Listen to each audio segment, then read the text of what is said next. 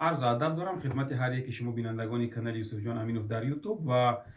خواهش میکنم اگر که این ویدیو رو شما دیدید با رفیقان خود بفرستید تا اینکه همه با خبر شوند و حتما به خاطر اینکه در آینده اخبار خوب و مهم رو که خوب در دسترس کنید در این کانال ابونه شوید و به دیگران نیز پخش کنید. حالا امروز گفتنی هستم با شما که از روز 27 مارت 2020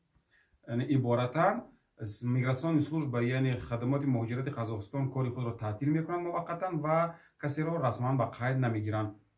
علتش همین است که سون موقتا کاری خود را تعطیل کرده خدمتگزار را از همین جهت یعنی هم سون هم میگراسیون служба دیگر مردم رو به قید نمیگیرند یعنی مهاجرانی که در اینجا هستند بود و باش دارند و بر اساس اخباراتی که در سایت MVD یعنی وزارت کارهای داخلی قزاقستان درج شده است این است که کسی که خود را نمیتواند به این علت به علت اینکه حالت فوق‌العاده است و میگراسیون کار نمیکند سون کار نمیکند نتونست خود را یعنی بودباش خود را به قید گیرند رسما بعد از تمام شدن حالت فوق‌العاده در قزاقستان میتوانند به میگراسیون служба مراجعت کنند و بودباش خود را قانونی کنند و اینجا لازم به ذکر است که برای بودباش خود را در این حالت